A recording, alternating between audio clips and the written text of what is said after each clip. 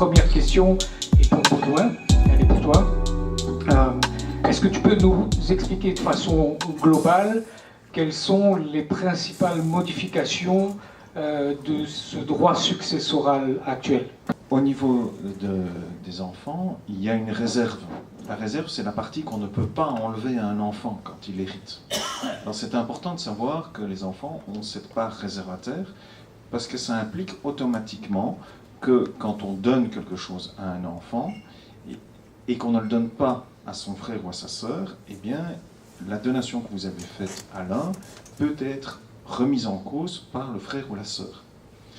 Un simple exemple, actuellement, si vous avez un patrimoine d'1 million, je prends des chiffres ronds parce que c'est plus facile, vous avez 3 enfants, 3/4 du patrimoine doit aller aux enfants. Et si vous avez 3 enfants, 3/4 se divise par 3, donc chacun a droit à 1/4. Ça, c'est le minimum que chacun doit avoir.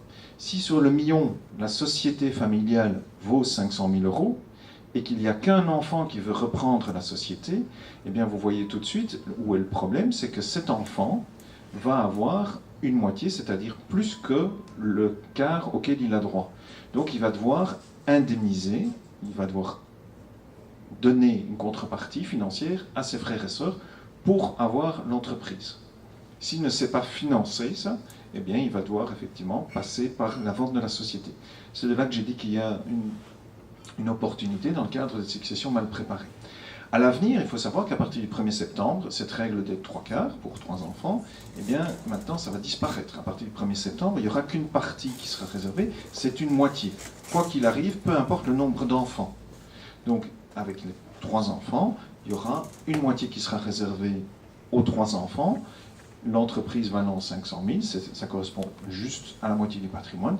Donc, vous pourrez donner votre entreprise à un seul enfant si vous le désirez. Ce sera tout à fait possible. Donc voilà. Donc ça, c'est vrai que ça va donner des opportunités de mieux planifier. Mais la plupart des parents veulent même pas jouer sur la réserve, ils veulent traiter les enfants de manière égale. Et quand on a une société, une entreprise, si on veut traiter les enfants de manière égale, soit on transmet l'entreprise par petits morceaux à chacun des enfants, et alors il faudra, entre guillemets, mettre un chef à la tête de cette entreprise, et pour ça on va travailler avec des structures de contrôle.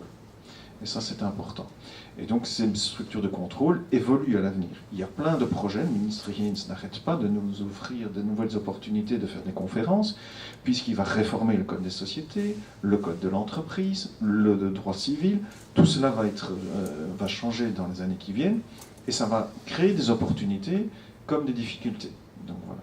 Donc il y aura pas mal de travail pour tous les consultants qui sont à côté de moi, dans tous les domaines, parce qu'effectivement, ça va créer des opportunités, mais aussi des nouvelles difficultés. Et donc il va falloir slalomer entre toutes ces structures nouvelles, mais qui vont faciliter la transmission d'entreprise. Merci. Bon, et bien voilà, si vous voulez avoir plus d'informations sur cette thématique ou sur la transmission en général, je vous invite à prendre contact avec moi aux coordonnées qui s'affichent ici. Au revoir.